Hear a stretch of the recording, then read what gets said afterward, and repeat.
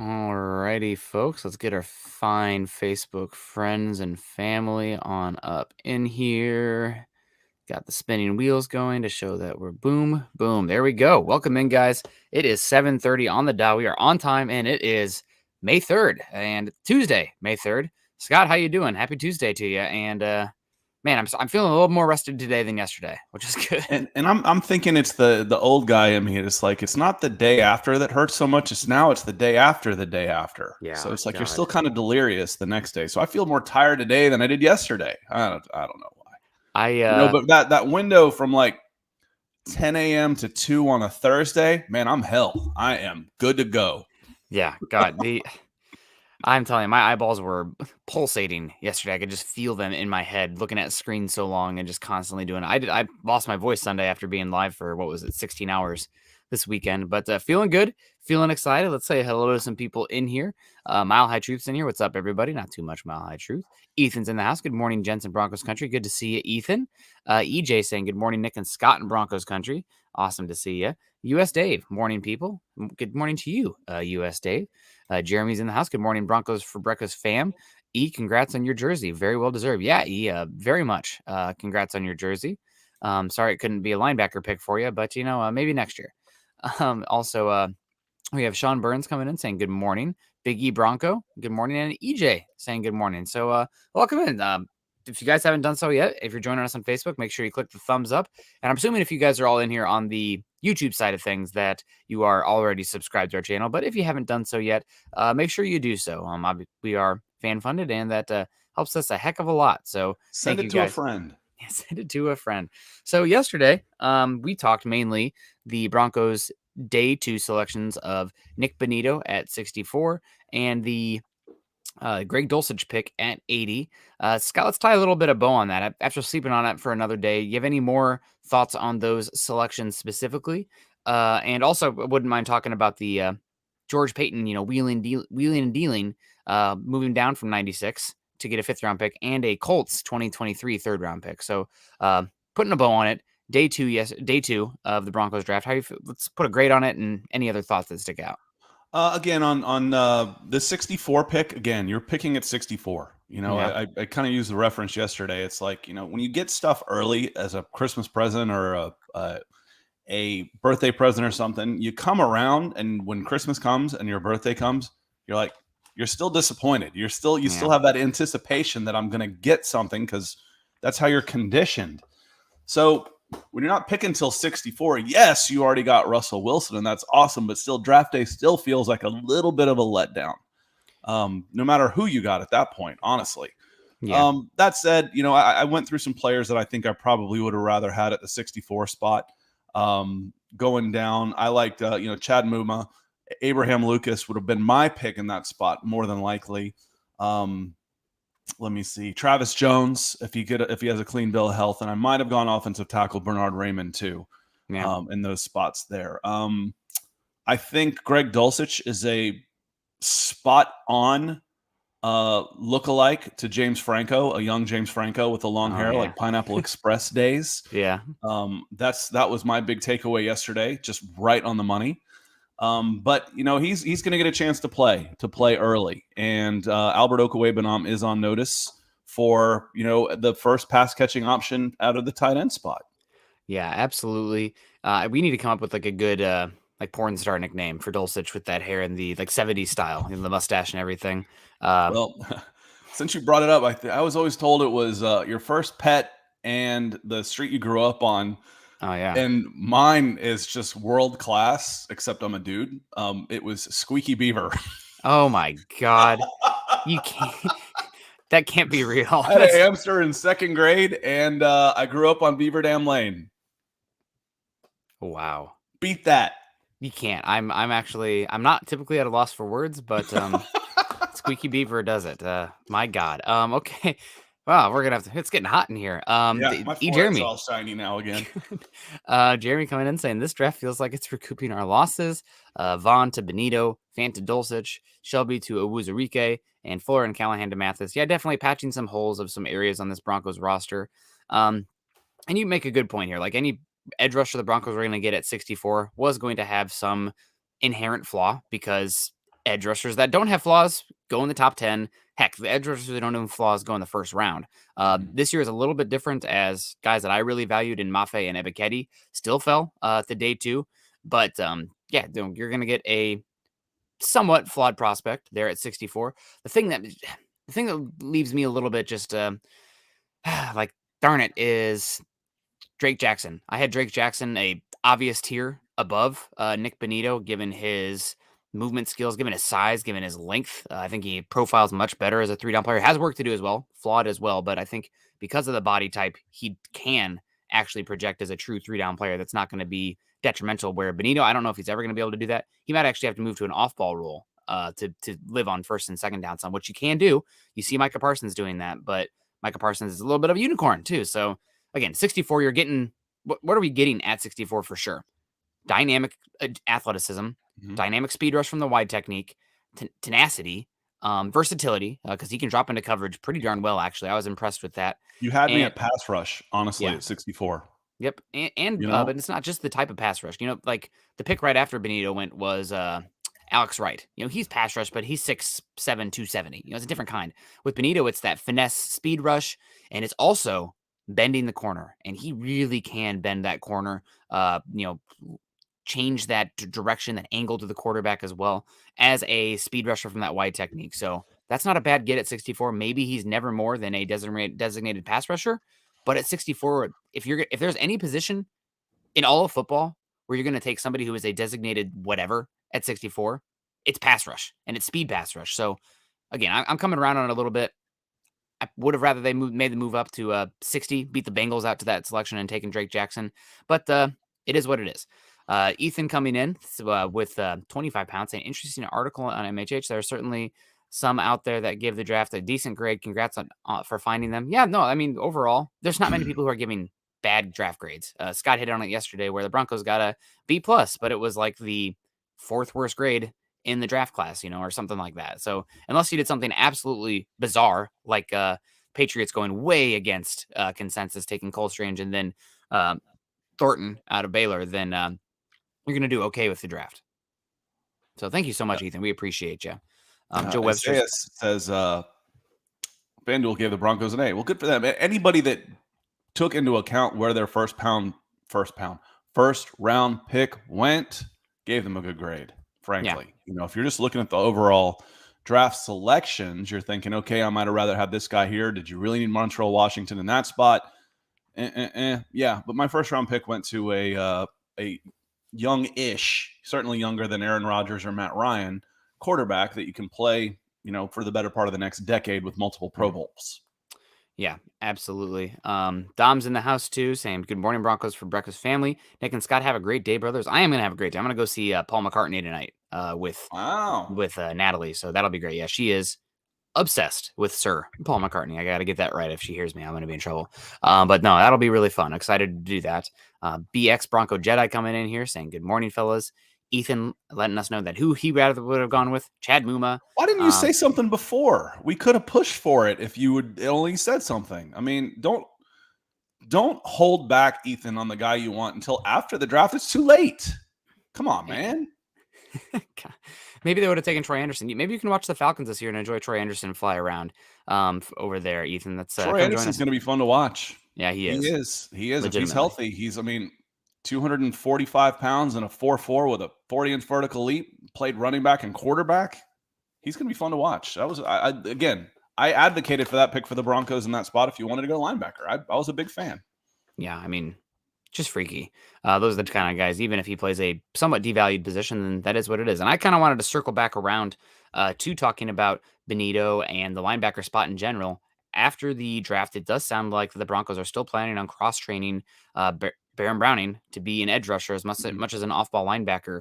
And the Broncos didn't take a single classic, off-ball linebacker type in the entire draft. Do you make anything of this? Are the Broncos telling us anything as far as their schematic defensive plans, valuation, et cetera, because that to me says, as much as I've been banging the, linebackers not super valuable drum, maybe I don't want to say vindicated, but maybe even more so than I thought from the Broncos. It means in a 4-man front, I can put Bradley Chubb's hand on the ground and line up Baron Browning next to him.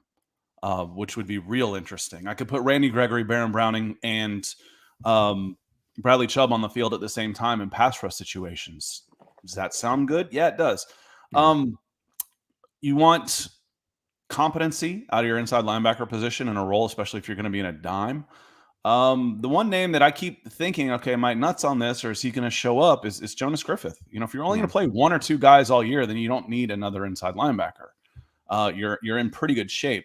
But if you listen to Nathaniel Hackett in his press conferences, basically you can never have enough pass rushers. So that's where they want to go in that direction. Again, versatility is a good thing. How can we keep Baron Browning on the field? We think he's one of our better players. Yeah, absolutely. And I'm really excited to see what this Broncos defense looks like, because we don't have much to go off of for Ejiro Evero other than what he said and who he's worked under. But while he worked under Brandon Staley for, was it 2 years with the Rams? Or was Brandon Staley only with the Rams for 1 year? I can't even remember. I think it was just 1 year. Either way, they went to that match quarters 2 high safety look with Brandon Staley there with the Rams. Then they went to Raheem Morris, which they still, I think Sean Payton said, if you're going to be the defensive coordinator here, we are living in a 2 high world, but you can kind of change the coverages and the looks up front for that. And they went to still 2 high pre-snap, but cover 3 defense with a more of a 5-1-5 look rather than a 4-2-5. So sorry, there's your friend's joke for you. But it will be interesting to see how it looks here with the linebacker position. We got Eddie coming in here. Also, just talking about linebackers, saying, hey, morning, Nick and Scott. What's up, Broncos country? What do you guys think about bringing back A.J. Johnson for the linebacker spot that is still needed? Don't let age fool you. I still think the Dinos got it. Yeah, I wouldn't be against Alexander Johnson coming back, because he is a hulking presence at the linebacker room, and he brings depth to the position. And at this point in the pre-draft process, or excuse me, in the team building process, in the regular off season, he's not going to cost very much. So what are you talking about? Like a 1 year, $2 million deal, 1 year, $2.5 million deal with incentives? Sure. Why not? I mean, that might be pushing down Browning. That might be pushing down Jonas Griffith. But if Baron Browning, or if A.J. Johnson, Alexander Johnson has a great year next year, guess what? You might be talking about getting back a comp pick in 2024. So I wouldn't be against it. Keep going. I got to sneeze. Okay, here comes the sneeze. Like going live. I'm about to sneeze my head off here. No, the one comment I have on that is still needed. Is it? It's not. I don't think it's needed per se. How many but do you need? 4? Jonas Griffith, Alex Singleton, Josie Jewell, Baron Browning. I can go to war with those 4 guys. You probably can. It depends on your plan with Baron Browning. But again, you're going to be in one a lot. You're going to be playing one inside linebacker a lot. Mm-hmm. So you really only need, you need 3. You probably only rotate 3 in there, 2 insides for 1 package, and then a rotational guy to back them up. But a lot of times there's going to be 1 playing with 1 backup. So it'd be nice to have 4 on the roster. You got 4 on the roster. So is it a need? Might be a want. I wouldn't consider it a need, which is why you saw the Broncos go in different directions in the draft. Yeah. No. So I would not advocate for spending money on A.J. Johnson right now. And I'd be against it, man. I wouldn't be against it. I wouldn't advocate for it either, but if he was cheap. Yeah, I wouldn't be against it, but I wouldn't say, this is what we need, pound on the table. We need, bring him back. I can't even, is there anything right now the Broncos could do that you would be pounding the table for advocating? I mean, obviously we would like a right tackle, but I'd like an upgrade at right tackle. I said that last year going in. I said that last year going in. When you've got a big gap in your salary cap and available space, and you're using a stopgap mid-tier, I know, and you got a gift with Juwan James last year, unfortunately for him, but it was worked out really well for the team building prospects of the general manager when you could void a contract of a guy that wasn't performing. Yeah. Could you have done better at the right tackle spot? And have you done better since then in this offseason to upgrade the right tackle spot? Maybe. So can you still get better at the right tackle spot? We got about 6 months to, well, let's see, we're in May. About 3 months, not 6 months. It is May already. Good Lord. About 3.5 months to figure that out. Yeah, it's that'll be and every single team has weaknesses on their roster. I mean, the Rams last year, their linebackers were poor, their offensive line not great after Odell Beckham Jr. went down. It's really just Cooper Kupp or die for their pass catchers. So every single team has weaknesses. The Broncos' weakness this year will be questions at right tackle. Obviously, other areas will emerge as we learn more about this team, but on paper, it's the low ceiling of the right tackle position. I would say the interior offensive line as well, and their run blocking is very much a question for me, but right tackle Well, and overall. center, to be honest with you. Yeah. Yep. I think center is still a place that could be. We'll see. He drafted a center, Luke Wattenberg, but is he going to be better right now than what you've got as internal options? Probably not. Maybe. Right tackle, how much better did you get? And then edge is the wild card. Yeah. Edge is the wild card. Edge is the one that could go from F to A+. It's just, that's the wild card for sure. Yep. And Bama X in here. Morning, Broncos Country. Morning to you, Bama X. Jeremy Bales, good morning. John Field says good morning as well. Scott, what is this one? I can't read. I don't speak Spanish. Broncos Day. Desayuno, and I can't remember what desayuno means. I forgot already. It looks like it's probably breakfast. Yeah, there you go. Broncos for breakfast. There you go. Thank you. Context clues, baby. Michael Ronquillo coming in here. Good morning, Nick and Scott on Broncos for breakfast. And back to this. One of my biggest regrets from my childhood was not taking Spanish. I know it's not too late to learn. Read ahead. I read ahead? Oh, no, I didn't. Figure that out. No, I just took context clues because he has the emoticon of pancakes here. So it looks like a crown to me. I see pancakes, but good to see you, Michael. Awesome to see. Greg Smith is in the house. Aloha, as we like to say. And Mooney Moore coming in here. Money Moore coming in saying, it's not about the guys you miss. It's about the guys you take that didn't perform. And I think Scott had said that a few times on here. So keeping it going here. We got Mark Schrader's in the house. Cool. Nick saw him in Denver in the early 2000s. And Scott's got something. Mark Schrader got a Demaryius Thomas jersey last night in the giveaway as the #1 supporter on Facebook. We did not raffle it off because we did not reach the goal for the month of April. So Mark got it as the #1. So Mark, I've got your email. You should have a Broncos for breakfast mug on the way as well.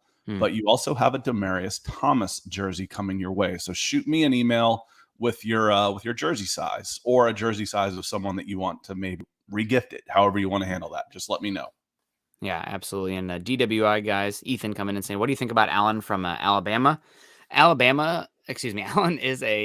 was a really highly rated recruit and does a lot of good things. He was awesome that first, what was it, 2 series in that Miami game this season before he injured his foot. How bad is that foot injury?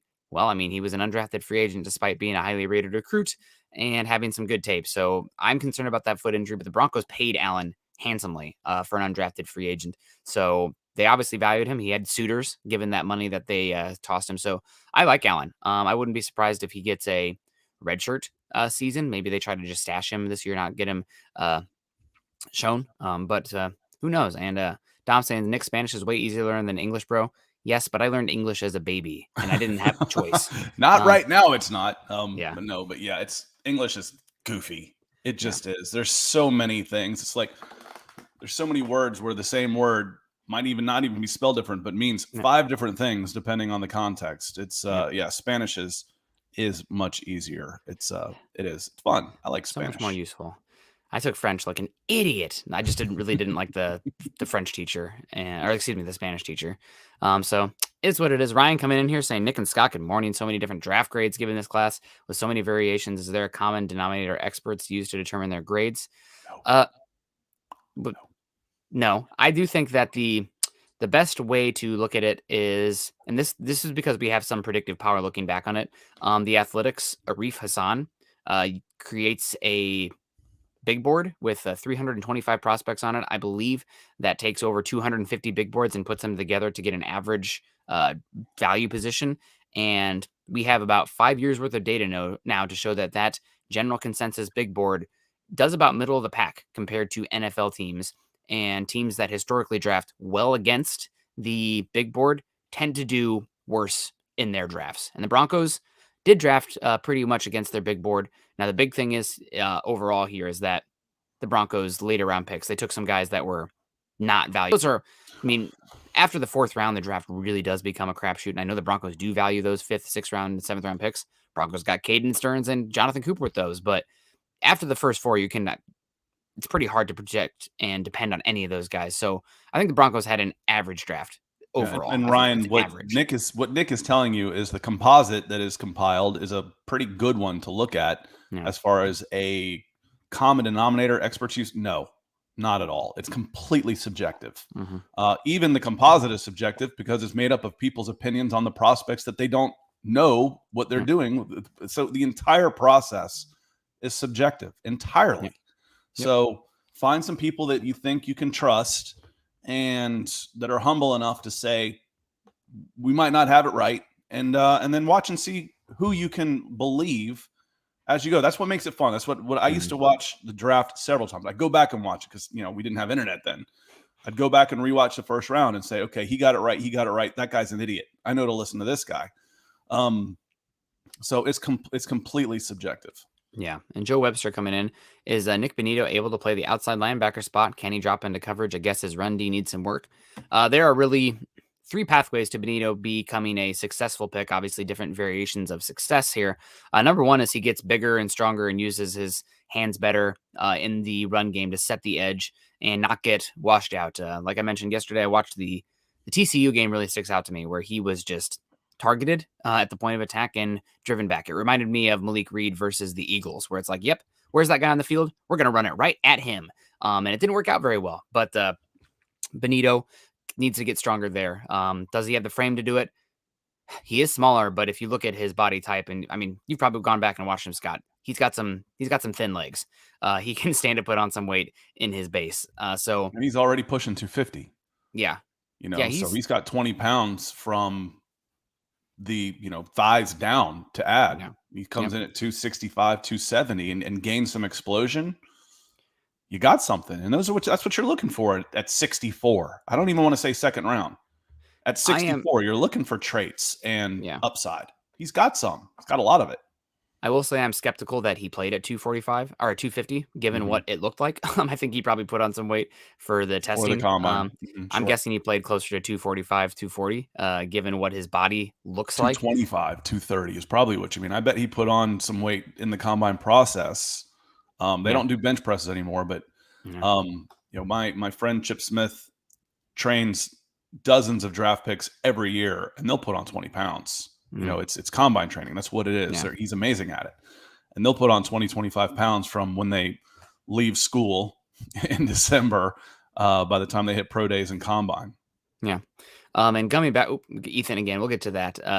I'll come back to you, but just wanted to add more nuance to that. Ethan, I needed to get my keyboard fixed. It keeps typing Muma. God, he murmurs that in his sleep. Hey, I'll get to see Muma in London this year when the Broncos come. That's a good call. Hope bad he will be on the Jag. Too bad he will be on the Jags. Lamp.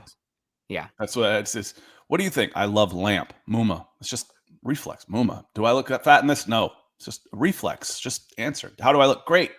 Do I look fat in this? No. It's just reflex answer. Muma. We'll see how the Jags do. They went the opposite way of team building. They spent all that money on Aluakon from the Falcons. I wanted to mention on that. They went a couple ways though. Devin Lloyd. They went after 2 linebackers in free agency, if I'm not mistaken, but they spent a fortune on Foye Aluakon, the NFL's leading tackler. And then they bring in Muma, and I think they brought in there was another one. So it's like this is the third big inside linebacker transaction the Jaguars made. It's like, talk about, Nick starts getting twitchy. You start spending that kind of money on a linebacker, let alone 3 of them, using premium resources on 3 of those guys. Nick, his eye starts going like this. It's like, you okay, bud? They got my guy Trevon Walker. Linebacker. That's I don't know. Maybe they're gonna play 0-11-0 defense. Who knows?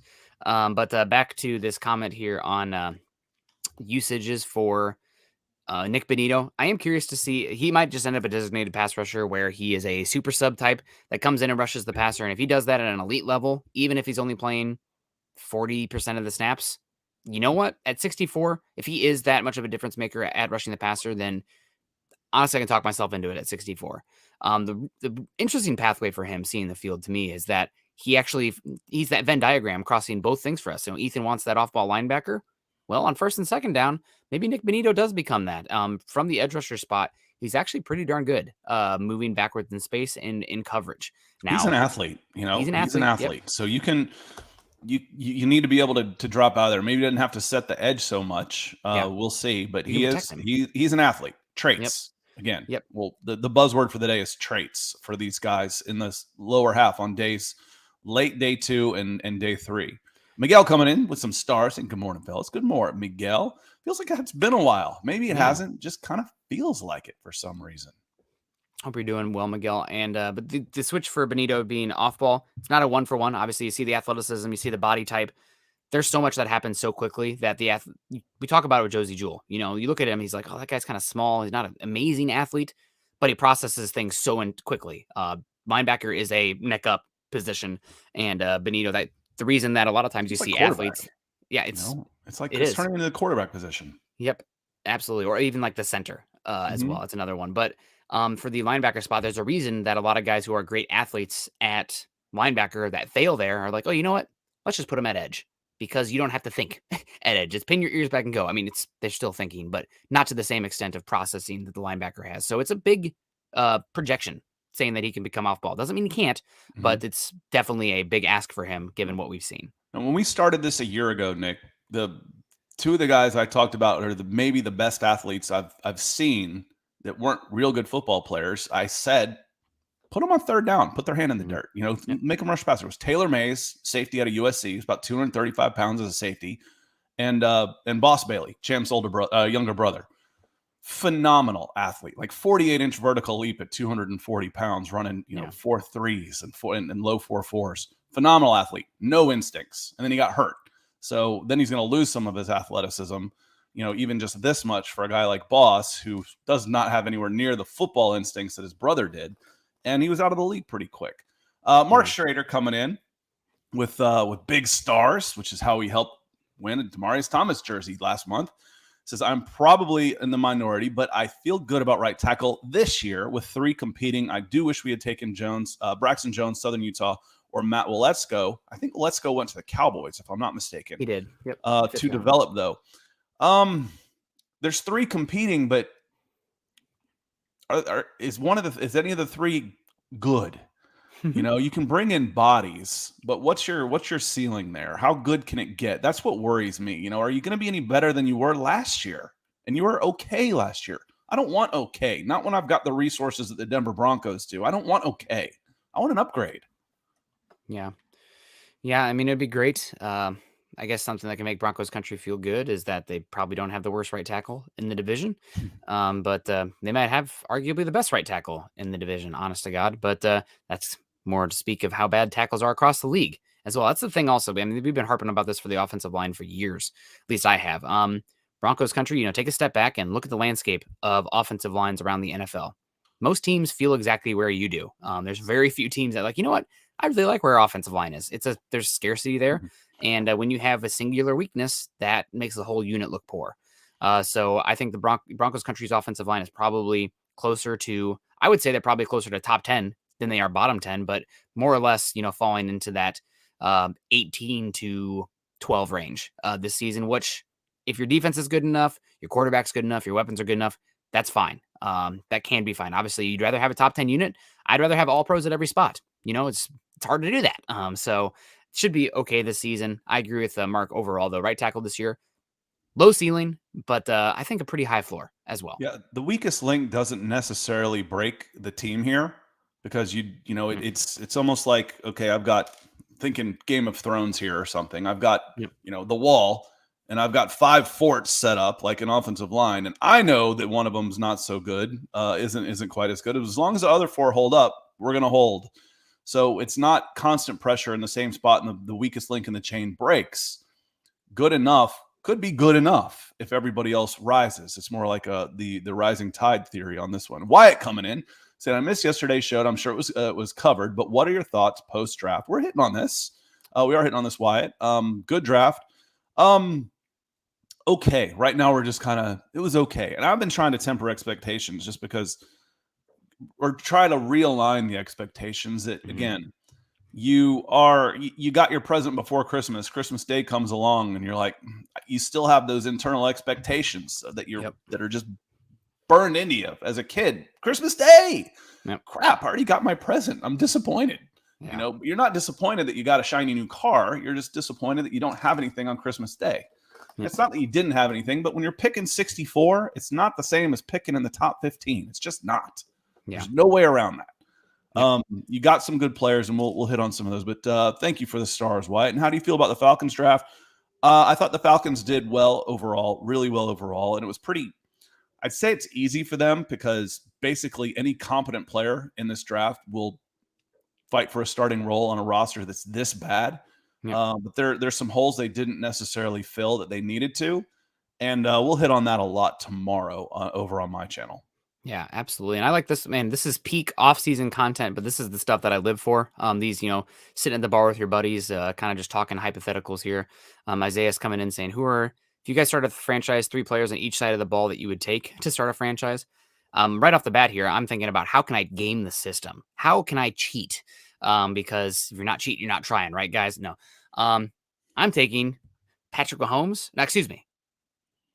Yeah, Patrick Mahomes, Josh Allen, and Justin Herbert, and then trading 2 of those guys for all the picks in the world and then filling out the rest of my roster because I'm going to get a freaking haul for those guys. No, that's probably the smart way to go. On defense, man, honestly, number 1 for me would be Myles Garrett. I'm taking Myles Garrett pretty much no matter what. How old is Aaron Donald? Aaron Donald is older, and he's been talking about retirement, so he scares me a tad. He's still so dominant that I still might consider him. I guess I'm definitely taking Myles Garrett, though. I might take Patrick Surtain. Is that cheating? No. Is that biased? That's hugely biased. There isn't a Broncos fan in the world that would say Patrick Surtain, top 3 in the entire NFL. Not a one. If you were starting a team right now and you wanted to walk away with a cornerback, he's 22 years old. He's still cost controlled. I'm talking about like starting a franchise, not next year, the next 15 years. I don't know. I think there's an argument to be had because of the value of the position as well. I don't know. I think there is an argument. I'm going to hit again, and I know this is biased because PFF thinks Patrick Surtain didn't even play last year. Yeah. But, AJ Terrell was fantastic. I think you get a lot of people, and it doesn't have age on here. There it is, 23. 23 and a half years old of AJ Terrell. Yeah. 22 and a half of Nate Hobbs, Las Vegas. He was asked to do nothing for them. His role was easy. 25 of DJ Reed with the Jets. 25 at Denzel Ward, Cleveland Browns. 23.6 Cam Dantzler. But I'd probably go edge. Yeah, but you get 3 guys. I'd probably go 2 pass rushers, to be honest with you. Yeah, definitely. We'll have to talk about this one a little bit more. And on question, you got us going. Yeah, I know it's a lot of fun. I really do think there's an argument for Surtain, given his versatility, his usage, the fact that his offensive line was terrible, and he wasn't sitting there in a short cover 2 zone like some other cornerbacks were last season. God, Myles Garrett's only 26. I covered Myles Garrett. He must have been, no hold back. He was like graduated at 17. Because I remember doing a video, and hell, I've been gone for a long time. If this is the number 1 guy and this is the number 1 defensive end, it was Myles Garrett, and this is why. And I was still in California. I haven't been in California since 2014.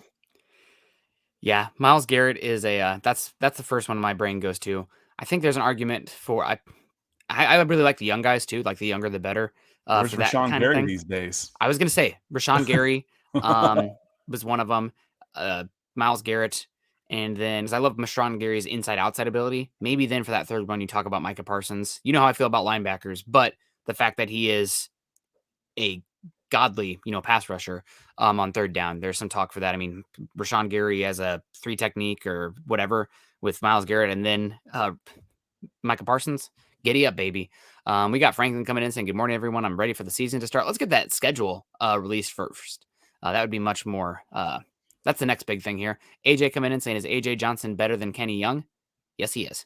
Kenny Young is I don't care, Scott, maybe you can talk me out of this one. I don't get what the fans overall, I don't want to say obsession, but interest in Kenny Young was, because last year watching the tape, I saw a guy who was, hips turned the wrong way, missing tackles, and an okay athlete, but not came in and made a splash play right away and had a great first impression. Do you remember a young quarterback that came in with a 4-1 record despite not playing all that well?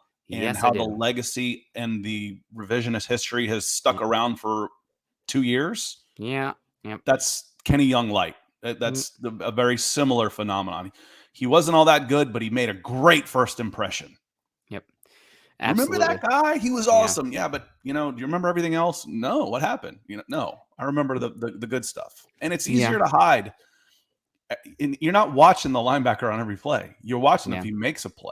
Yeah. You're watching the ball, you're following, and if he goes the wrong way, or unless you're a casual fan's not watching the linebacker on every play. We're just not. Yeah, I think it's also maybe a little bit of the media hype that followed him. Oh, he went for the Ravens to the Rams. Now he's coming here. He's been a good coverage player. He's been okay, but he's still out there. Why he was acquired for let go for nothing. He was easy to get from a Super Bowl team. They weren't trying to get rid of assets. He was okay. He was okay. He's not we got to get this guy back. He was okay. Yep. Gary coming in saying, who are some guys that could be traded to add some draft capital from 2023?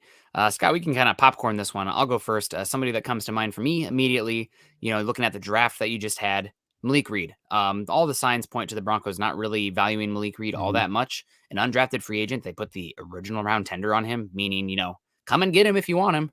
Nobody paid, but you might be able to get, a 2023 6 or 7 for him. Unload that salary cap space as well. What is he costing you right now? $2 million. That's $2 million that could go towards your rookie draft class or be rolled over for next season. And you can start to add some draft capital there. But Malik Reed, I definitely think is one that on the block for the trade market. Yeah. And he's got some stats to back it up, where I know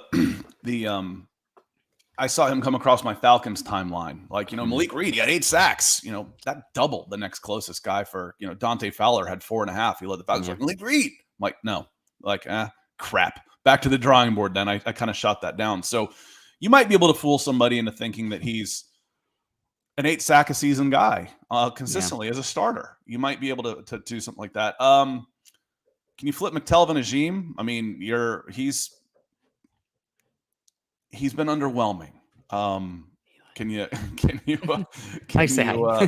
flip him for something like that? Maybe. Yeah, I think McTelvin Ajim's a good one too. The obvious one, I mean, if you really want to get something of value, you got to give up something of value. When you're talking about where is your strongest position right now, and there's only one ball, it's wide receiver. Yeah. Yeah. You could maybe move Jerry Jeudy. Yeah, I think it's more likely you see, back end of the roster. Let's say you brought back both your X's, which you weren't sure was going to happen. And I know you only used a 6th-round pick on him, but maybe you send Seth Williams in a 7 for a 6th-round pick or a 2020. I don't know what other people value. I mean, you were able to flip a 7th-round pick who never played a snap for you for a 6th-round pick a year later. Yeah. So I don't know. We don't know what other GMs value the guys that they didn't get in the draft this year or next year or last year. Yeah. Maybe you get is it Jamar Johnson? Maybe he's a guy that you're able to spin off for a 4th-round pick. Because you don't happen to value him, but somebody did. Well, I like him. I remember liking him. I don't know that. I don't know the rosters and the needs of the other teams well enough to even contemplate that you could trade a 7th-round pick who hasn't played for you and get an upgraded pick the next year. That's beyond my scope. For sure. Some other guys maybe that you could see on the trade market for relative cheap. I mean, I think the gauntlet's been thrown down on Jamar Johnson, drafting both those defensive backs late in this draft cycle. Maybe you can get something for him. And you mentioned McTelvin Ajim, and maybe you see one of those interior offensive linemen like Netani Moody, who maybe doesn't fit the scheme as well. So we'll see. And we got Greg Smith saying there's some breaking Falcon news. Falcons Grady Jarrett greased 3 years, $67 million with another 1.5 incentives. I'm not sure if there's anything going on there. We can pull it up. There you go. Oh my gosh, I'm having the screen is flashing. There we go. Let me see. That's pretty big news. Yeah. Per league sources, Falcons DL Grady Jarrett has agreed to a 3-year extension worth up to $67 million over the life of the deal with another $1.5 million in incentives. Interesting. Good for him. Okay. That's hey, we're gonna be rough here, but we love you. You want to stick around? Hey, he's Falcons legacy, to royalty. I'm pretty sure his dad is Jesse Tuggle, who is, you've heard me say before, is the greatest Falcon of all time. At least in my, I don't know before that, like Tommy Nobis era. But that is that's interesting. Now that you've got an extension, he's worth more on a trade market. So be interesting to see how much of that is signing bonus and would become dead cap. But again, I think one of the reasons he is interesting to me in the Broncos context is because I think DJ Johnson is a very, very similar player to Grady Jarrett. Grady Jarrett has done it at a higher level for a little bit longer, but if you get DJ Johnson, your comp here, and I'm not real good with comps, but if you get Grady Jarrett out of DJ Johnson, you got a freaking steal, because Grady Jarrett is a non-tooled guy. He's a guy that doesn't tick any of those boxes. He's not tall enough. He's not long enough. He's not quick enough. All he does is make plays. Yeah. Yeah, no, absolutely. And he's been a good one. I loved him coming out of that draft. I was screaming for him round 2 in that draft, and then round 3, and then round 4. The Broncos ended up taking Ty Sambrailo and Jeff Hireman and Max Garcia, which, thanks you for taking Ty Sambrailo off our hands for draft picks. That was great. But to the Falcons. Benito, our holy diver, coming in here. So Benito is both taller and heavier than Von Miller's combine numbers. He is. He also did not test like Von Miller at the combine. I have the spider graphs pulled up here because why not? And the thing that, here's Von Miller. I wish I could fit that whole thing in there, but look at all that area taken up by I categorized him as edge here, as you can see. The thing that really sticks out for me here with Von Miller is that arm length for the body type.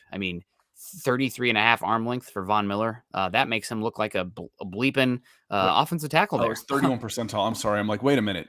31 reps on the bench only goes up that far? What the hell? 21 reps only. Von Miller was linebacker size, drafted as an edge, so his size isn't going to fit any of those things. Nope. But look at the arm length there. Yeah, the athleticism as an edge is, well, that's how he became Von Miller. Now, did you show Benito in the same? I'm pulling it up right now. Okay. And here is Nick Benito. Little lesser athlete across the board in every single metric. And the arm length going from 50th percentile to 12th percentile is probably the biggest thing for me. Oh, actually, this is him. And frankly, it's been long enough of a time frame that the athleticism of the last 2 or 3 years of these guys, especially on the speed track that they ran on in Indy, is juiced. No, I don't. I don't mean to say that is probably the wrong word for this, but it's hot. The track was hot in Indy. Yeah, it was. To the point where you guys heard me say this on here. I have a few scout connections actually from covering the NFL Combine for a number of years. And some of them represented some running backs. And they were like, they've never even run this fast in our training facilities in perfect conditions. And they're running, the fastest times ever. What the heck is going on? They're not going to run at the pro day. It's a good time to have a PR, that's for sure. Yeah. So fast track this year in Indy. Teams were even adding, a tenth of a second to the overall scores to normalize the variables so they could have historical context on the class, comparing it to earlier years. So we're already this far in. We need to start talking day 3 for the Broncos here, Scott. It's just not as interesting. I think round 4 is very interesting. No, I'm teasing. Yeah, round 4 was some of my favorite. I'll let you look over the comments here. I've been kind of perusing the comments, but round 4, the Broncos kick it off there with pick 115, taking one of my favorite defensive backs in this class, somebody that when we always got to around pick 96, 115, 116, I'm like, okay, we got to think about this guy here. Damari Mathis, cornerback from Pittsburgh, good length, played in that cover 4 heavy scheme, which really puts those cornerbacks on an island because, their task for that zone all the way back is quarter to the field and going backwards. Very physical player, could work on his tackling technique, but the want is not an issue. Tested very well at Indy as well. Good movement skills. Biggest thing with Damari Mathis is he's got to learn to trust his technique and play with a little bit more control, because sometimes when he panics a little bit, I think, in space, in coverage. And when he does that, he gets grabby. And what happens, at the college level, you might be able to get away with a little bit of grabbing. But at the NFL, I guess until it gets to the playoffs, teams are going to be really finicky and officials are going to be really finicky about your contact down the field. So he's got to work on that. But this is about, if they took him at let's say pick 80 instead of Dulcich, I'd have been like, okay, I get it. I understand that pick. You really want those versatile, can do it all, cornerback body types. Alontae Taylor went off the board way earlier than anybody expected to the Saints. The Broncos had interested in Cam Taylor-Britt. This is your diet version of those two guys. So I really like the Damari Mathis pick. One of my favorites. Actually, my favorite pick for the Broncos for where they got him in the entire draft. And George Paton in his press conference basically called him out for special teams right away. Says this is a guy that's going to be an asset on special teams in that vein. And, do you need him to play right away in the defensive backfield? No, you don't. You hope you don't. It would take an injury to get him in there, or he overplays where you were able to draft him. Both of the one of those is a good thing if he's playing. The other one, you don't want to necessarily force him into action. But watch it for him on special teams early, and he'll get a good look in preseason for sure. We'll see him a lot in preseason. Yeah, absolutely. I'm really excited to see what he can do. Where do you think he fits on the Broncos this season? Let's talk this Special year. teams. Special? Do you think it's just special? I mean, that makes sense. Is there If he's healthy, and if everybody else is healthy, special teams. Yeah, and then get a half a dozen snaps as a dime guy, but you probably don't want him playing a lot of defensive reps. Something again, if he overplays where he was drafted, great. But you've got a good size with good speed who's raw. Let's ease him in. I've got time on a team that's this deep. I've got time to ease him in. I got a time to blood him on special teams, maybe work him in the back end of a game that's out of hand one way or the other. But I don't see him as a crucial down contributor for the Denver Broncos in 2022. Yeah, absolutely. And my good friend Marcus Boggs coming in here saying, can't believe Nick's not coming with us to the Russell Wilson versus. I'm waiting for the schedule release because I have multiple weddings that I have to go to this season. And if it falls on one of those dates, you know what? Football. I'm up here talking football like a psychopath. I love football, but not going to miss, my sister's or my best friend's wedding.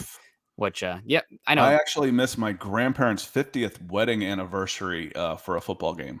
They've had 50 of them to celebrate. It's not their wedding day. There's extenuating circumstances, though. That was 1995. It was my last year in college, and it was the Auburn, Alabama home game, my last game in college. I'm like, I'll be up Saturday evening.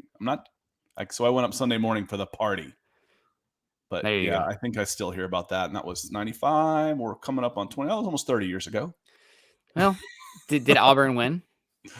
Auburn did win. It was amazing. It was a good win. There you go. So for me, Mathis this year, obviously special teams ability, but I think that he does have some inside-outside ability. I don't think he'll move to safety immediately. I think they'll try to work him in at cornerback before going that avenue. I could see him competing with Michael Ojemudia this year for the first cornerback off the bench. I think that's his most likely spot on the defense, but you hit the nail on the head. Special teams makes a lot of sense for the Broncos. So we're moving up here now to pick 116. Awokoranwe. Let me pull up the name real quick. Awuzurike. Awuzurike. Yes, that's him. Yes, Awuzurike. That's your guy. I like that pick a lot, but Iowa State Cyclone, not my guy, I would say. But no, He's good a Denver pick. Bronco now. Yeah, he is. That's true. He's my guy now. Came out of the draft. A lot of people thought he was going to come out last year. He's going to be 24 years old this season, so a little bit on the older end. Some people had him a little bit overdrafted, but I don't think he was overdrafted for the Broncos at all. This is about the range where I was expecting him to go. He is a massive human being, 6'6", nearly 6'7", with 35-inch arm length, which is, tackle. Yeah. Another one of those guys, right? Offensive tackle. You would have been in the first round if you just moved to offense. Yeah, that's possible. But that's how a guy like that ends up at Iowa State. Mm-hmm. No, we want you to come in here and play DL because most of the bigger programs probably talk to him about playing offensive tackle. I'm not, or they probably lied. No. Iowa State convinced him that he would stay on the defensive side of the ball, and that's how a guy with those kind of measurables, 6'6.5", 325 pounds. Let's see, 33-inch vert, put him on a basketball court and shoot a highlight video. That'd be a lot of fun. That's how he ends up at that. And he was not that size coming out and grew up. Yeah. But golly, wouldn't you have loved to see him roll the clock back 5 years ago and put him at offensive tackle? Right tackle. Yeah. For Awuzurike, the big reason that he ended up at Iowa State, which, I'm not going to sit here and just totally disparage Iowa State because every time Iowa beats them and people think Iowa State's good, that's good for my Hawkeyes. But that said, he had issues with academics. and he did not qualify academically for the schools that were his desired, which were both the Michigan schools. So he ended up at Iowa State, which just lost their AAU affiliation. Congrats to Iowa State. No Big Ten for you, I guess. But that is why he ended up there at defensive tackle, was academically ineligible, but then worked his butt off and became eligible there at Iowa State. A little bit older for a player, but the thing that sticks out to me is this is one of the players that I think has the most direct path to actually starting this year for the Broncos. Even more so than Benito. I guess Dulcich is number one, but then it is Awuzurike, and it's because that 5 technique, that 4-eye, George Payton named it, guys. It's a real thing. 4-eye, what the hell is Nick talking about? It's a spot on the defense. That 3-4 defensive end lining up as a 4-eye is a massive hole on the Broncos defense, or it was entering this season. And Awuzurike, with the body type, the length, the versatility on the defensive line as well, being able to wear multiple hats is a big deal. So I think he's got a good chance to start on that defensive line this year on your 5-man fronts, with Randy Gregory, Bradley Chubb, Awuzurike, Draymond Jones, DJ Jones in the middle. And he, with his length, I call him DJ Williams earlier. I don't think so. If I'm hopefully I just said DJ. If I said DJ Williams, I meant DJ Jones. I should have known. They're all Joneses. Yeah, keeping up with the apologies. DJ Williams is one of the first big time recruits I ever paid attention to when I was getting into recruiting. And good Broncos player, Long Beach Poly, I think. Or was he North at De La Salle? Anyway, apologies. He was a Bronco.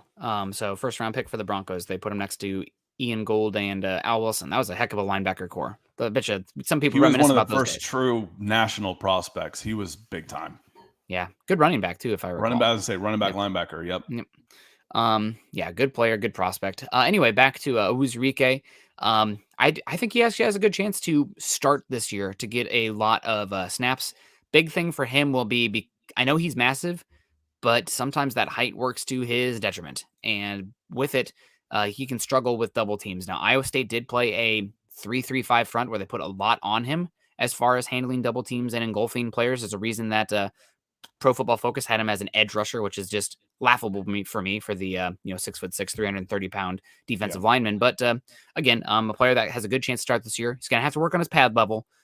Sometimes he plays too high, and that is very much an issue for handling double teams, because if you can get underneath a big tree and uproot them, then big tree go down hard. But he's a good player, can play across multiple gaps, good length, and he should. I'm hoping with his power and burst, you can see a lot of fun twist and stunts kind of things where he's that first guy to dive into a player and create some space for a Nick Benito or Randy Gregory to loop around him. So I really like this pick. I know that it did not get high grades from most people, but there's not many defensive linemen who bring what he has. There's just not that body type. So go get him. This is one of my favorite picks. You're looking for traits, and he's got them in spades. I always ask, who else was there? I might have taken a shot on Spencer Burford, the offensive tackle out of UTSA. After that, it gets pretty thin. There's not a lot of guys. If you look at like the next 15 picks or so, there isn't anybody that jumps out at me. So, flip a coin on those two, and you'd be pretty happy. For maybe if you wanted to go return guy in this spot, who could also play some slot receiver for you, is Calvin Austin was still on the board. But I think a 6'6", 320-pound monster for the DL was a better choice. Yeah, and we got Gabe coming in. Is it scary having a 23-year-old that is super raw? He's not super raw at all. I would not say that's if that's the impression I'm giving off. It's just that because of his height, he's always going to have issues with leverage, and we saw that at Iowa State against double teams. Now he's not playing in many, 5 guys across the line of scrimmage kind of looks, so he was getting doubled often, and he was tasked with sitting there. So he's going to have to work constantly his whole career at playing lower because just of his body type. And no, because a 6'6", 320-pound guy hasn't had to learn the techniques in order to be effective. We talked a little bit about this yesterday with Nick Benito. Nick Benito hasn't had to develop excellent pass rush moves because he's just been able to run by everybody. Yeah. So it's not rare at all that they would be raw at this spot, because their athletic traits in a bigger, faster, stronger sport like football has let them still excel. As they move up in competition, they need to improve on the little things that will then turn them into better pros. But you want to bet on a guy who's 6'6", 320 pounds, and an athlete that you can teach him the smaller nuances of the game that will then elevate him to a higher level. Yep. 100%. So really love the length here. Love his ability to at least gap and a half, right? And this is somebody mentioned earlier, Shelby Harris replacement. Shelby Harris had those vines as well. Shelby Harris was much shorter, which was actually a benefit compared to Awuzurike here. But we got Andrew Lamp coming in here talking about a benefit, saying morning all we'll have to watch later, but wanted to throw out what support I can. Andrew, thank you so much for your support. Appreciate the stars, Andrew. Yeah. And Jeremy saying Chris Sims had a lot of great things to say about Awuzurike on his podcast. Good player. College free agents for the Broncos to keep an eye on: Christopher Allen, edge rusher, Jalen Virgil, Appalachian State. Those are the two guys that stick out to me as undrafted free agents. Follow the money. I think those are the guys that were paid the highest as well.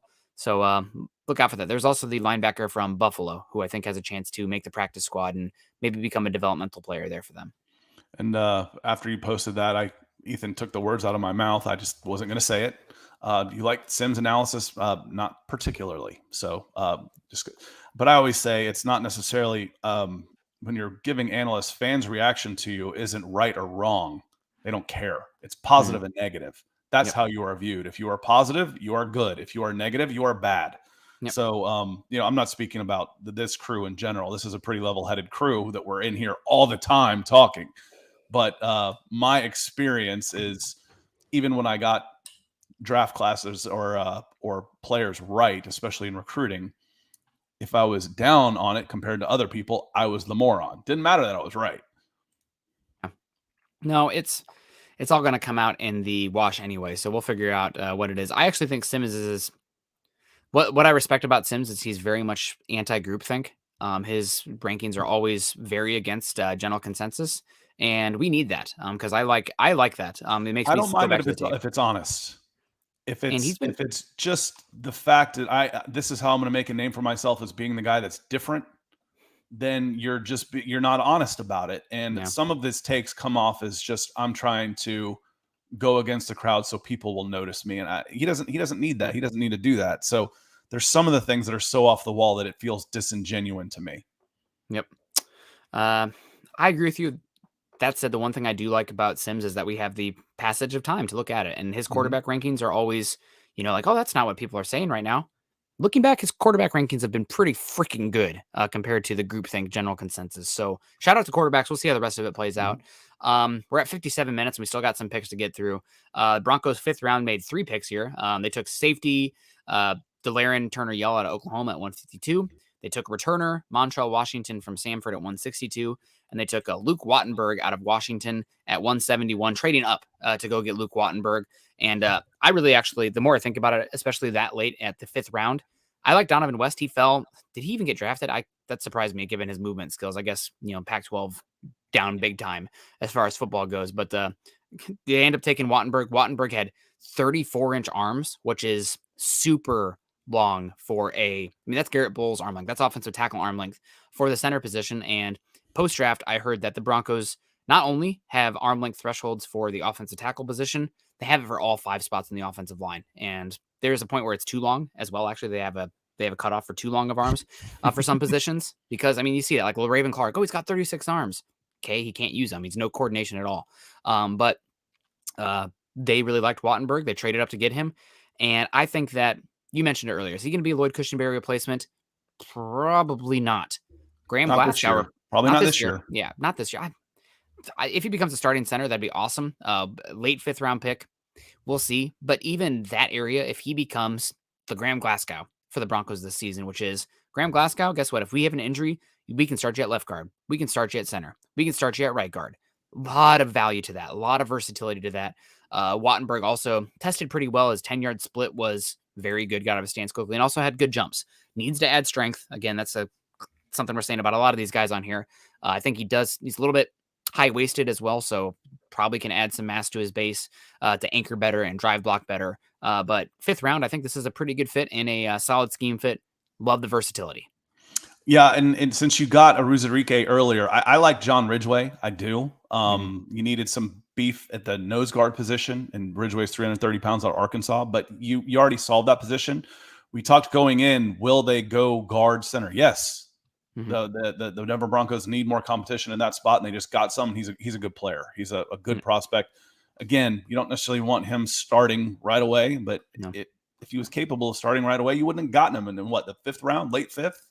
So it's a developmental pick, and he's got some traits as well. Yep.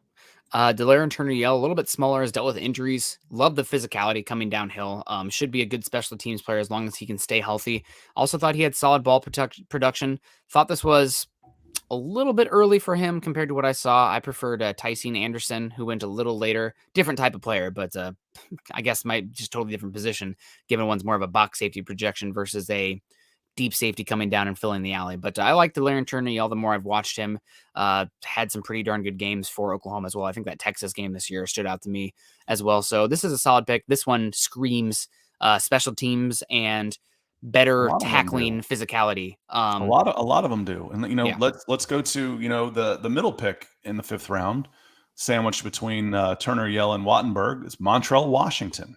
Yeah. It's a little bit of a surprise when the draft pick is surprised that he was drafted. When he gets surprised, that's a little interesting. And just to repeat what has been said and what Zach and Chad said last night on the Huddle Up Pod is, did you need to get him in the fifth? We're not saying it's not a good player, but did you need to get him in the fifth? Were there other options you could have gone after and still gotten your guy? Yep. Yeah, that's the big one for me. But as we said yesterday, specialists went off the board early and often, which is kind of surprising. The niche players. I mean, we had 4 punters drafted. We had a kicker drafted early in the 4th round. And the 2 valued punt returners in my book in Velus Jones and Marcus Jones were snatched up quickly. So this is very much a Dwayne Stukes pick. I think this was Dwayne Stukes' guy. And if he can become what are you getting there in the 5th round anyway? What are the odds that, if you took a wide receiver here that he ends up hitting the roster and becoming a starter even? Not very good. But if you can get cheap, cost-controlled punt return, kick return there, that can be value there at the 5th round pick, especially for the contract. That said, I agree with you. Maybe this is a little bit early, but if it's their guy and they couldn't live without him, that's fine. This is the one pick in the draft where, let's say you swap that with Braxton Jones, who went a little bit later. Mm-hmm. Okay. Now you're talking to me, because that really interests me there. But we'll see about Montrell Washington. This was the one that was the most head scratcher for me, and I think he's getting a lot of hype off that Florida game. There's not a lot of other good tape out there to yeah. Yeah. That's a bold statement. Yeah, it's the sample size thing for me, which concerns me. And Florida, the name, the logo on the helmet and on the jerseys did not match the discipline and ability on tape last year. That was a very undisciplined defense and special teams, which showed time and time again last season, not just against Samford. What's interesting to me is, could you have double dipped in a couple spots here? You wanted a traitsy edge rusher. Okay, well, how about Amari Barno?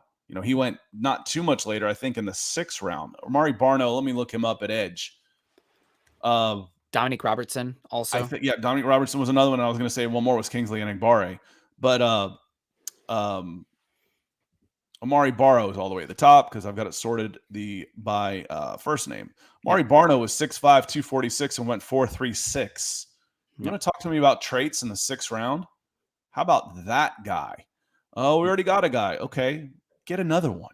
Dominic Robinson, edge, or Matthew Butler, big defensive line. Again, could you have gotten some of those guys? I would rather have taken a swing on a guy like Barno and still gotten, unless they got a mole in somebody else's war room saying you better take this guy, or if you really like him, because we're about to take him. I don't know. It doesn't make a ton of sense to me. That it just feels like it was a bit of a reach. Now, if he can play, he can play, but could you have gotten him anyway? Yeah. And then and then watch these other guys. Amari Barno might not be anything. Dominic Robinson might not be anything. Matthew Butler might not be anything. Mm-hmm. But I'd like to take a chance on a guy that's 6'5", 246 pounds, running a 4.36. Drop him on the practice squad for a year and see what I got. Yeah, 100%. That adds up to me. Again, that one's a little bit head scratching, but I think Broncos country is going to enjoy him as well because he's a good story, no doubt, and he's fun. There's no doubt about watching him. He should be an upgrade right away, immediate dividends, which is a difference there, Nick. Again, could you have gotten him a little bit later? Yeah, and not to be going down too far down a rabbit hole here because we're already at an hour and we have 2 more picks to kind of go over. I don't think I'm going to spend very much time on Hicks as well, though, for Wisconsin. More interested in Matt Henningsen, but. last night, I agreed to Natalie that we're going to watch the first 6 seasons of Grey's Anatomy, which is a lot of TV. Oh my God. That's been my life. It's been football and Grey's Anatomy in my free time during the rainy season, which I'm not you related. can have your own shows. Yeah, that's true. You know what my own shows are, Scott? Watching tape, watching football. There's very few shows I watch with my wife. There's Yeah. like 2 or 3 in the last 10 years. We spend a lot of time. That's a lot of downtime. But I've also been married almost 25 years. Yeah. Yeah. Big mistake, Nick. Yep. Here we go. But we were watching an episode last night. We're almost done with season 6, and I've enjoyed it. Now I always gasp when we have the beautiful backgrounds it's the most dangerous. I'll get you a little secret here. It's the most dangerous hospital in the world. Yep. They all die. But one thing that stuck out to me here was a big point they made. They had another surgeon that was coming in, and in the end, the chief of surgery ended up staying with the person who was already there versus the bigwig that came in. And why would you do that? Why would you not bring in the better surgeon? Loyalty. You're going to get loyalty from your people in here, and I think this is very much a loyalty pick. George Payton tossing a bone to Dwayne Stukes, saying if this is your guy, then this is your guy. And now he's got buy-in, he's got loyalty from the coaches. So obviously everybody has to sign off on it, but these late round picks, you can kind of assign them to coaches, especially when you have 3 of them in this 5th round range. So I think this is very much a Dwayne Stukes. We went out there and got your guy. Now there's accountability and there's loyalty and belief that he's going to go out there. He's going to listen to me. He values me, which I think really matters for this new fledgling level relationship for this coaching staff in this front office. So yeah, this is a Stukes pick. I'm seeing too much of the conversation of, there were too many voices in here and everybody got their own picks. No, baloney. I don't buy that for a second. These are still George Payton's draft picks. He's the one that's going to be held accountable for all these. His name is on it. If he doesn't like the guy, he's got first right of veto power. Yeah. He's not in there saying, okay, we can go special teams here. Who do you want? Okay. No, I don't buy it for a minute. Is he taking information on guys? If George Payton didn't like this guy, he wouldn't have gotten drafted. So this is George Payton's draft. Make no mistake about it. Yeah. He can throw. He can. Yeah. Okay, I'm going to get this guy for you. I like this guy. We can go this direction. But this is still George Payton making these draft picks. And George Payton would, fall on the sword publicly. But I think it's a different conversation in-house versus, the public perception. So I think this is very much, turning over. Oh, is this where we're going to go with your guy, Stukes? The Washington out of Sanford? Are you sure? All right, we like him too. Let's go get him. All right, let's call him. Which then is it's still a collective decision, but I do think that there is ownership divvied out to players. And speaking of ownership divvied out, Matt Henningsen coming in here, the 6th round pick, Wisconsin, tested freaky, been more of a occupier. He's one of the reasons that Leo Chanel has been able to crash as well as he has over those A and B gaps, along with Dane Benton, who keep an eye out for him next year, nose tackle for Wisconsin. Love him.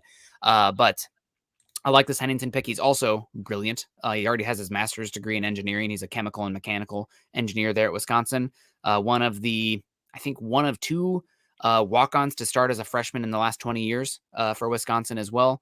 And good player here. And I love the doubling up with Abuzarike as well. You get 2 gap and a half, 2 gapping type of nose defensive linemen here with some versatility. Day 3 of the draft. That's great value. I think that's a great way to attack the draft. So I really like the Henningsen pick a lot.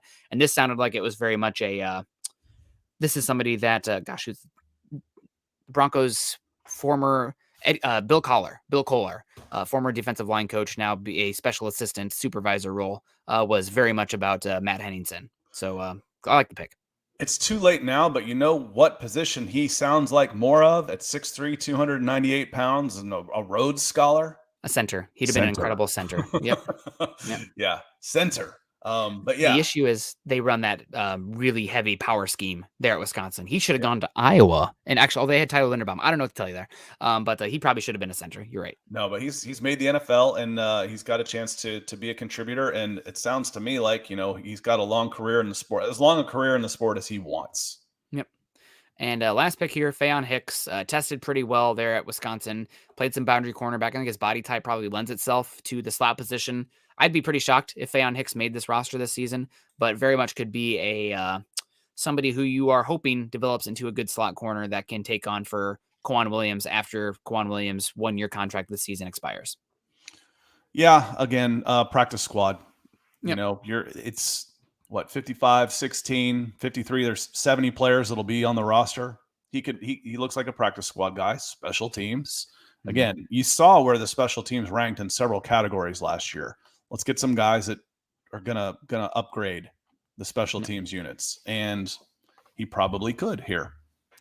Yeah, absolutely. So, Scott, we're at an hour and 10. We've been going long here, but I mean, gosh, it's draft season still. The post draft, there's always so much information to talk about and process, and we're all processing it, just like all of you guys. But overall thoughts on the draft class, and I'm going to pull up the athletic scores for Henningsen. I'm not sure if he has a spider graph because he was not drafted to the combine. Shockingly, he did pretty well down at the Shrine Bowl.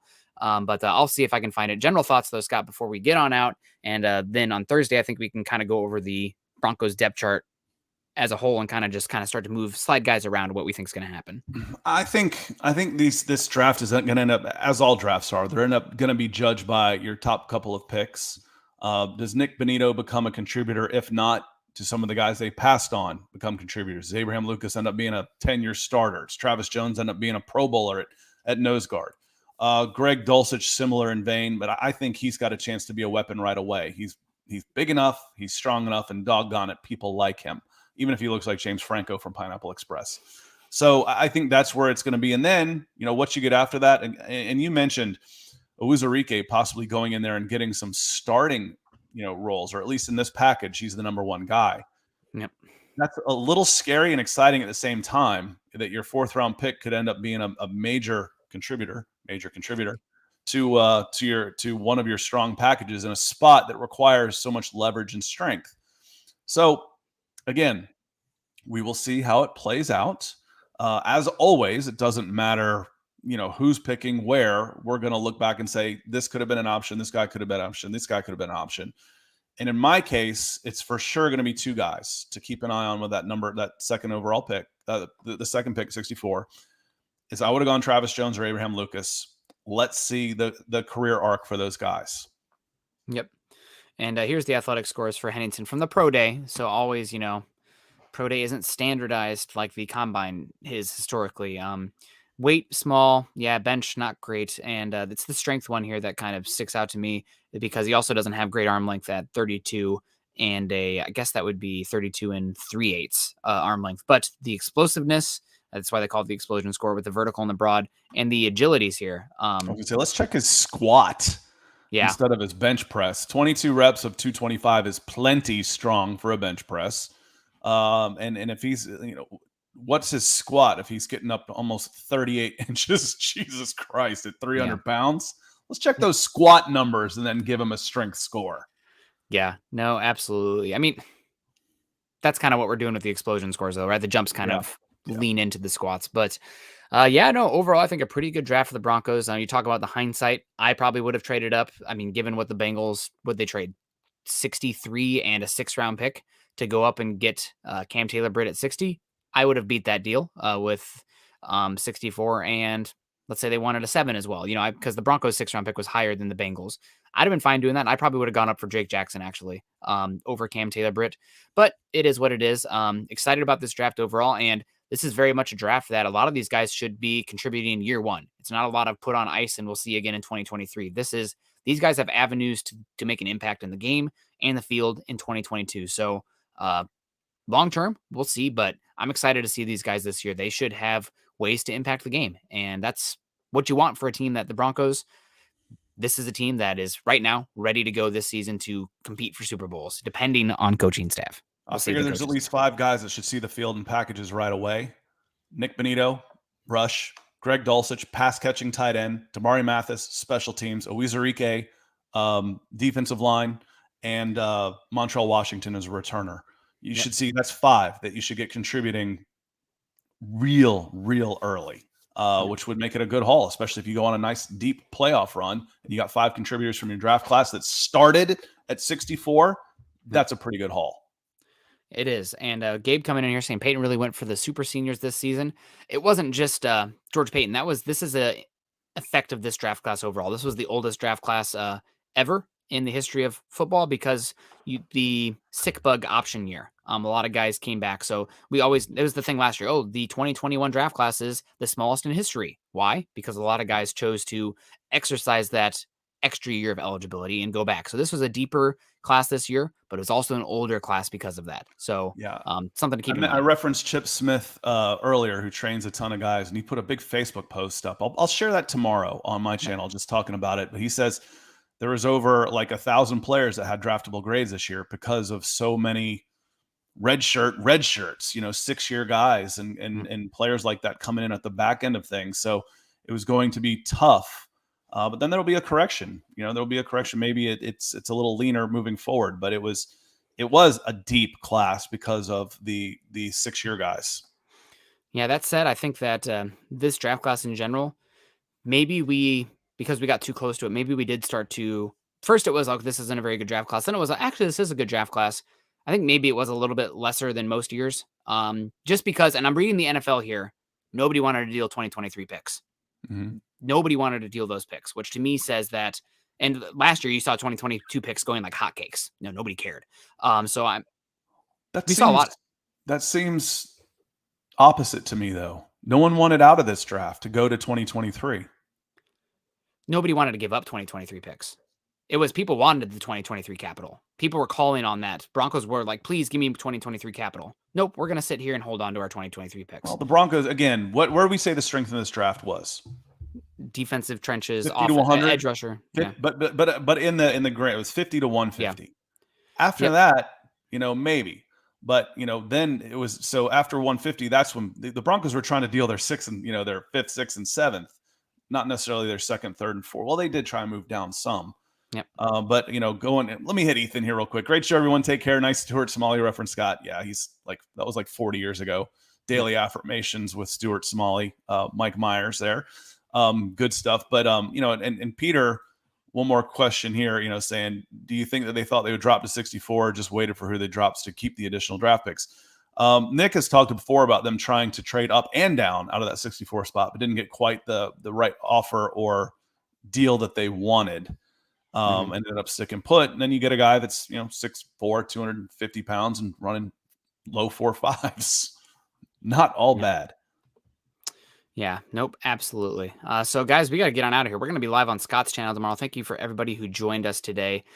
We appreciate you. Mike saying the Benito tape looks bad. By tape, I don't mean the highlights. Dude gets washed out every play. The pass on Travis Jones didn't seem like a Peyton draft, even the only one to go off of. We'll find out. Nick Benito, again, you're talking about 64. There is going to be some inherent flaws for any player at premium positions that late. That's the reason that I talk about, you want to take your linebackers, your tight ends, your running backs there, because those guys get pushed down. You can find good players at those positions at that point. Your edge rushers, cornerbacks, wide receivers, offensive tackles, probably going to have flaws because the good ones are going to go round one. So Benito going to be a super sub player and has a way to go. But also, I think the Broncos would tell you that too. I mean, you watch after those guys were drafted, press conference and phone calls, immediately they're saying, yep, you got to come in and get stronger. Yep, you got to come in and you have work to do, to both Dulcich and Benito. So definitely they know that, and they made the prospects know that they know that as well. So will be interesting. That's kind of the range that you're dealing with here in the draft, though. So thank you guys so much for joining us today. Make sure you're following Scott and I on Twitter. Scott is at Scout Kennedy. I am at Nick Kendell MHH.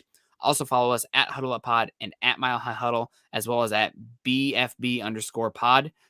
That's our podcast Twitter account on there. So make sure you're following that so you get the post podcast reactions, everything like that. Follow us on Facebook. Join our communities at Facebook, facebook.com/Mile High Huddle and facebook.com/Mile High Huddle Pod. And please subscribe, like, and share to this channel on YouTube. Appreciate everybody coming in today for the support. Obviously, draft is over, but we still got a lot of content coming your way. I think at some point we're going to drop the Monday show coming up here. I did talk with Chad about that yesterday as well, Scott. So I think Memorial Day, after that, we're going to go to our hibernation mode of just Tuesdays and Thursdays again. But that's okay. Still be a lot of talk about and a lot of fun to hang out there. Just a little bit more sleep for myself on Monday mornings. Which sure you will. Sure I you will will. take. You'll end up doing something else. Yeah, probably. But thank you guys so much. We will see you tomorrow over on Scott's channel to talk about a very good Falcons draft that I think looks better and better the more I think about it. So appreciate you guys. Have a good one. Choose kindness. What's the rest of your day look like, Scott? What are you up to? Let me see. I'm probably going to watch a little bit of Champions League, Villarreal and Liverpool, second leg. So I think Liverpool's got a 2-0 lead. And then kid sports, softball game, baseball practice. Well, awesome. I'm gonna live and let die tonight. The usual. Paul McCartney. So that'll be fun. That'll be awesome.